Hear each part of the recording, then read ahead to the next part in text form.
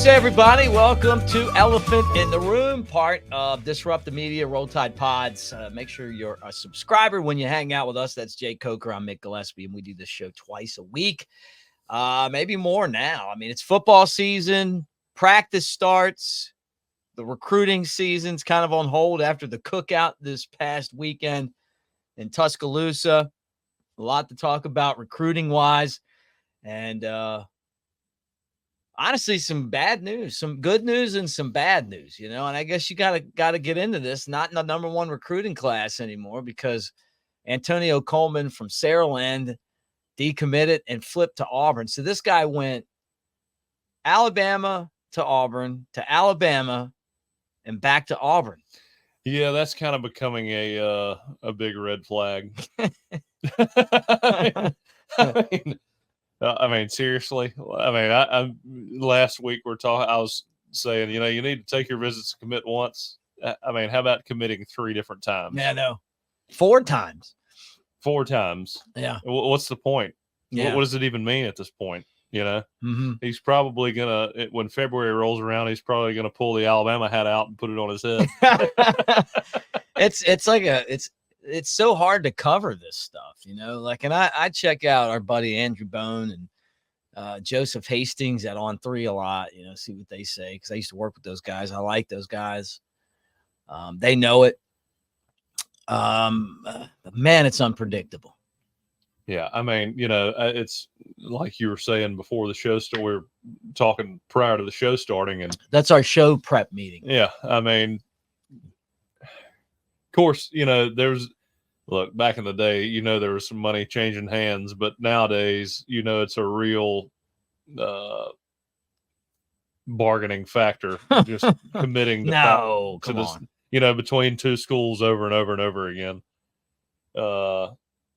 I mean, at this point, I guess it's just who the highest bidder is. Right. And you almost, at some point you got to shut it down. Well, I mean, look, if you're a businessman, I mean, I went to school at the University of Alabama and took a lot of economics classes. And if your value isn't tapped, you got to stay in the market. I mean, did you know what I'm talking about? Forget about the emotional attachment that you and I have for Alabama. Can I say it? We fucking love Alabama. Turn it off.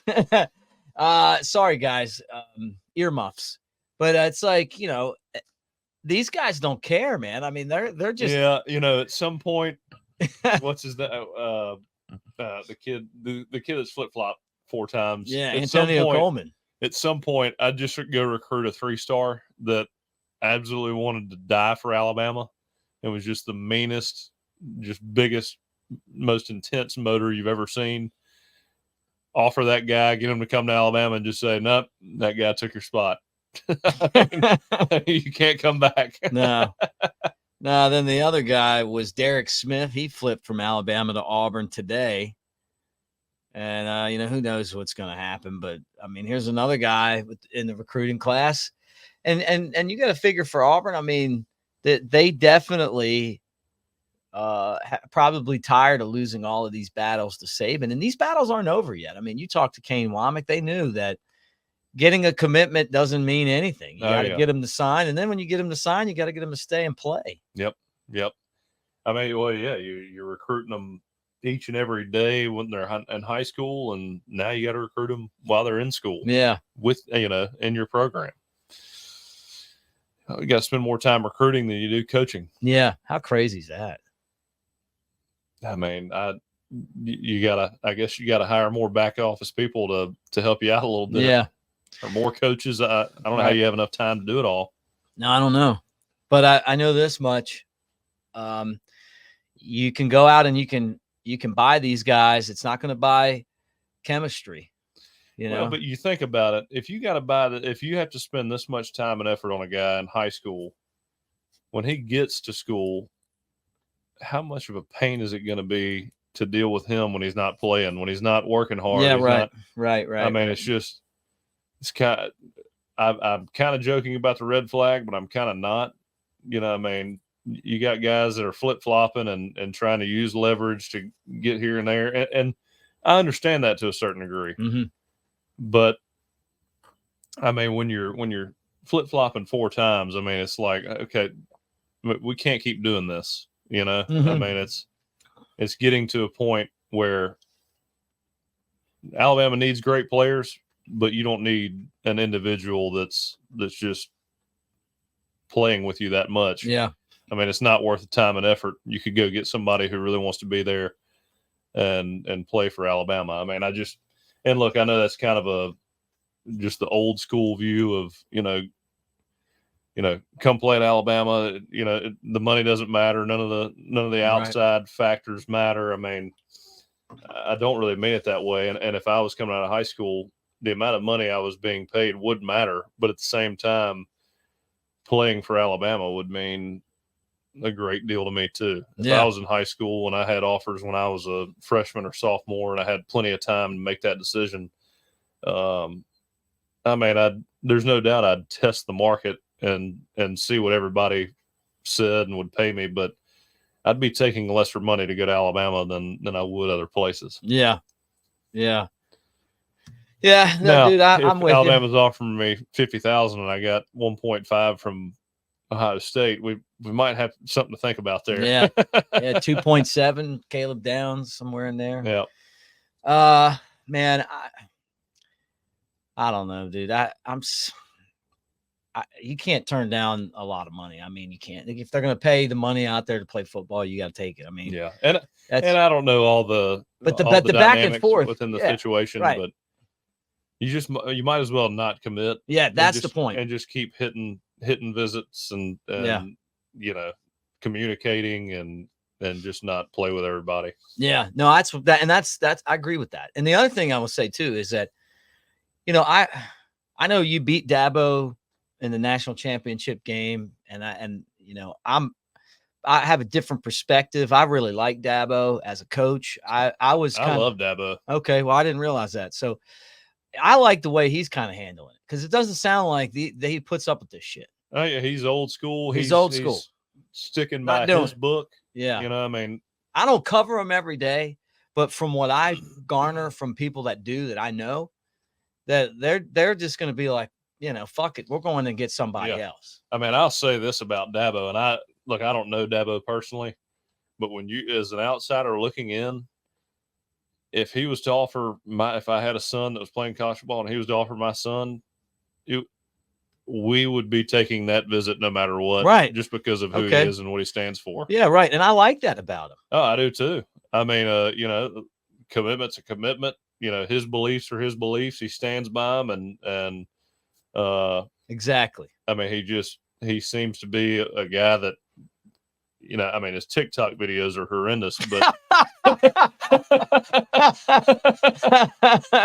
where are we at on this? But he at least seems to be a guy with high character, and he stands by what he says. Look, I did shows with Jay Barker for a long time. I think Jay's awesome. I believe Jay's telling me really loves the guy, So I know we lost a couple games to him that matter. I know we beat him a few times, but when I see that he's not playing all these games with these kids, I mean, I'm just glad somebody's doing it. Yeah. They're not going out in the transfer portal. He's like, hey, we got a bunch of transfers from high school. Yeah. We talk about that. When you see this recruiting and these guys going back and forth, and they're going to stay here and then they're leaving and then they're coming back, it's like, come on, man, like, just don't commit. Yeah. But I know the game is, we're going to just keep doing it until we get the amount of money that we want. Yeah. And when I was playing, I used to, talk trash about the NCAA and did you think they had some, some garbage policies, obviously, as everyone else did. Yeah. But we've just gotten to a place where you cannot have that kind of freedom and that kind of power as a player. It's just so awful, man. They're ruining the game. I mean, it's just the sport, because part of the sport is having, rules that govern the damn thing. And we don't have any of that. Well, it's again, like I said, I thought the NCAA was way, way out of their lane. You know, I mean, back in the day, they had way too much control and power. Yep. There's no doubt about it.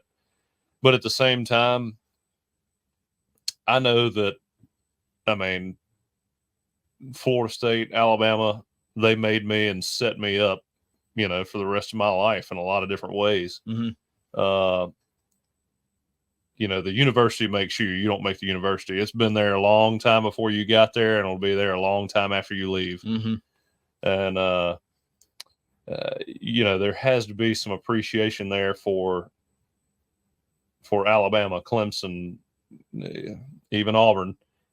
I mean, for those coaches to reach out and want you to be a part of their program, you have to respect that and understand that you're just, you know, a spoke in the wheel. Yeah.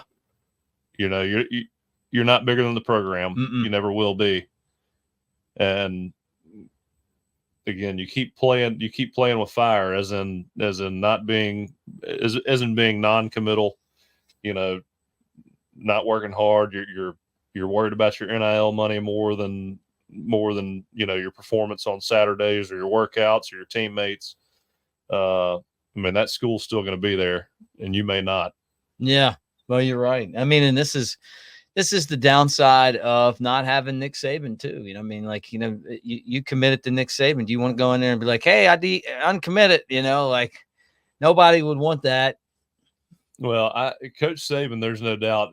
You know, I think he'd be more on the Dabo train or train of thought than this new epidemic of transfer. Yeah, right. You know, craziness. Yeah.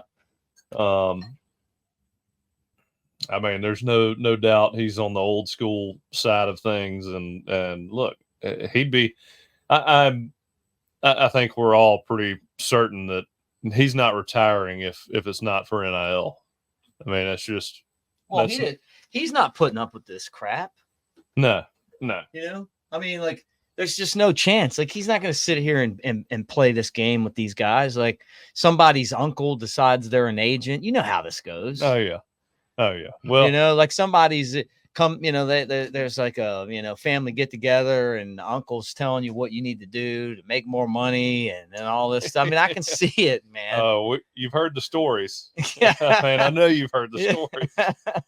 And it's like, look, you know, live up to your commitment. You know, and I don't know.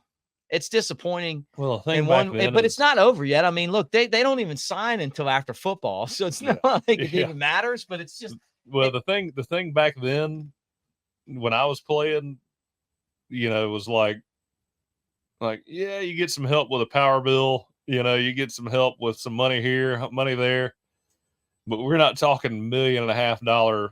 You know. I mean, I guess unless you're Reggie Bush, but right. I mean, you're not talking about the kind of money we're talking about today. Mm-hmm. You know, I mean, it wasn't that complicated back then. Nope. Guess how much this cost at the Spear? $25. I know, I already told you. $25. This is a $25 brewski at the Spear, but they got you trapped in there. Oh yeah, you're buying it. Yeah, and they taste good. A buddy of mine was telling me about buying a beer at the Cotton Bowl, and he went down and got one beer and gave the cashier $10, and they just kind of looked at each other like, he's like, "Can I get my change back?" She's like, "It's $20. Yeah, give me another 10. You gonna buy this? You want to give me that beer back?" remember the Chris Rock skit? He's at McDonald's. How much can I get one nugget for? How much can I get a half a beer for? I saw Chris Rock at Alabama when he was like, you know, when I was a student. You know, he must have made an SEC tour because a guy I worked with said he saw him at Ole Miss. Yeah, it was back when I was one of my work study jobs at Alabama. Yeah. I was like worked in the ticket box one year.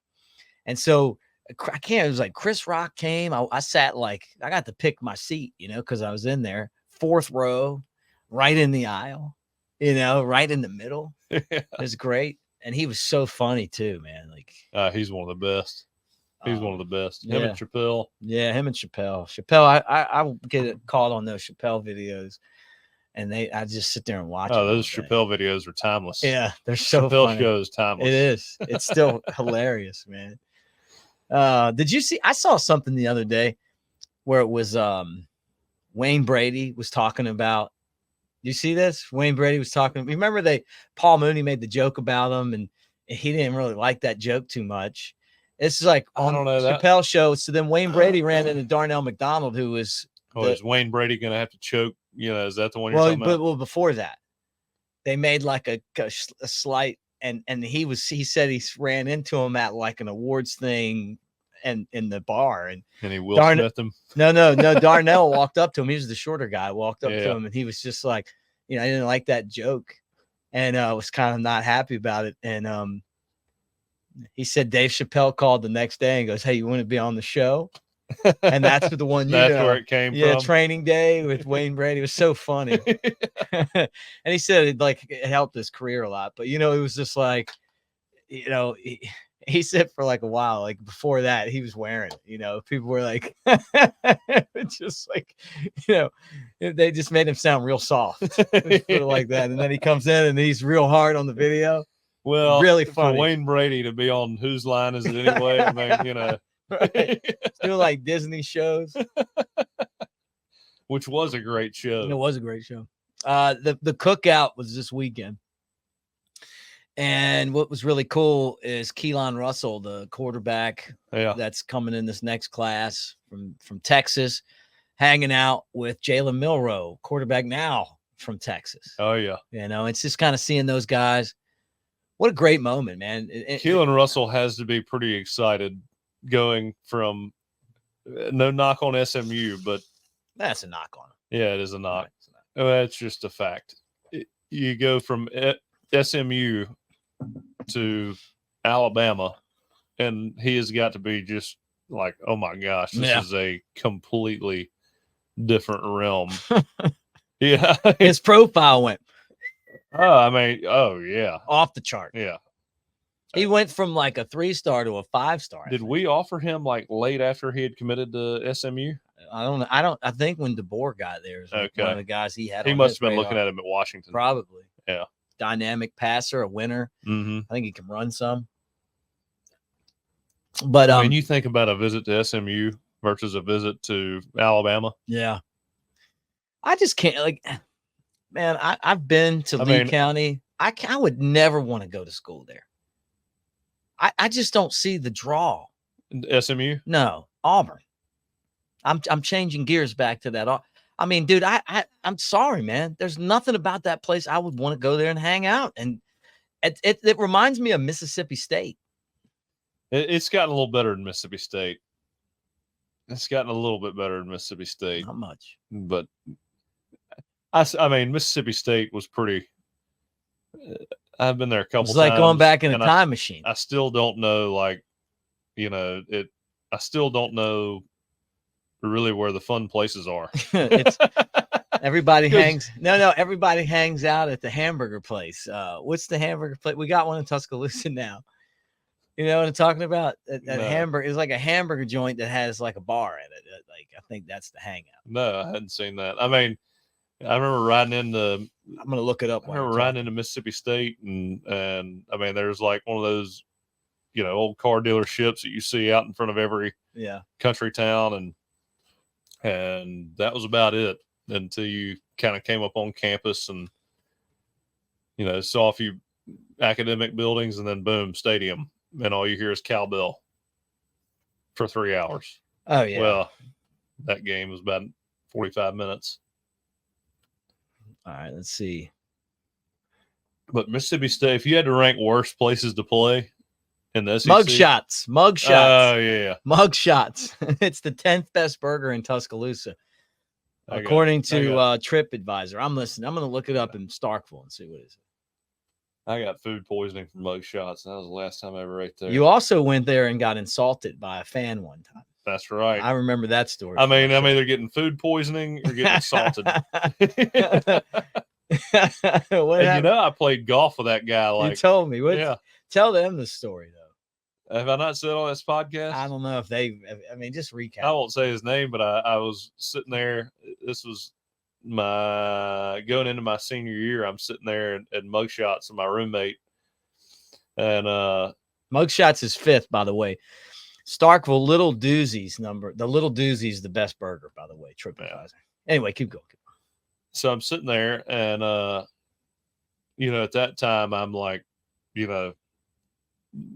hat, the sunglasses. Where's your sunglasses? Just show the sunglasses you were making fun of me for earlier. Put them on. Let's show everybody how you came in disguise. No, but so I'm sitting there. Why is Jake hiding with them? So it was like when I sat next to Derrick Henry on the plane. Like he had a hood over his face. Like, I mean, yeah, I was hungover and I was tired. I wasn't bothering him, but I sat right next to him and I was like, "Hey, that's Derrick Henry hiding under that."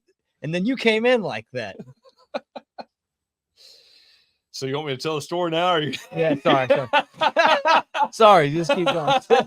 And interrupting. I'm going to mute my mic. The story kind of sucks, but I mean, I love it. I was sitting there. My roommate likes to talk to people, and he's one of those guys that won't admit that he just makes conversation with people. But anyway, I'm sitting there with him, and my roommate, there's a guy sitting right behind us. He leans over. He's like, he just starts random conversation while we're eating with a guy behind me. And he goes, "Well, what you think about the Alabama team? What you think we're being good this year?" And I'm like, "Oh God, here we go."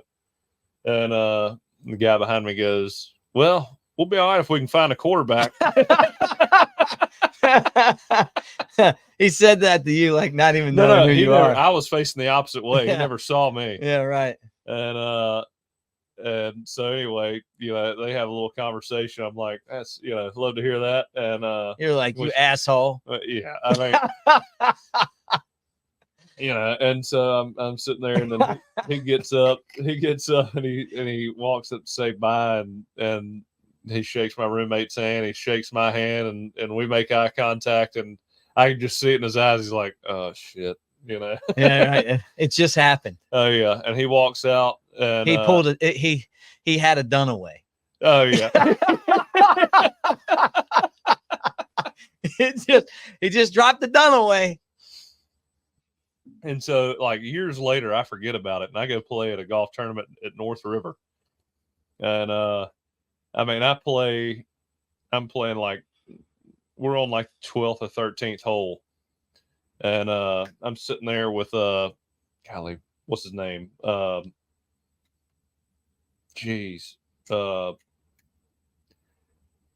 women's basketball coach we both know. Oh yeah, Rick Moody. No, Wendell Hudson. Yeah, Wendell. Oh, I love Wendell. Yeah. I'm sitting there playing. Me and Wendell are riding in the golf cart together, and he was telling me about, some of the things he went through as a player. I was really interested in hearing about all that, and him telling his story, and I was joking around and I was telling that story, and because it just came to me at the time. And as I'm playing, I'm like, holy shit. One of the guys playing with us looks just like the guy that you remembered that told me that. And it made it click. And I was like, "Hey man, have I met you before?" And it's like, did I meet you at Mugshots? And he goes, "Yeah, that was me." Was this after you had already won? Oh yeah, this is 2 years ago. Yeah. Oh, was maybe it was last summer. I love that, man. I love that. You tell him he was motivation. Hey, you know what happened? We found a quarterback.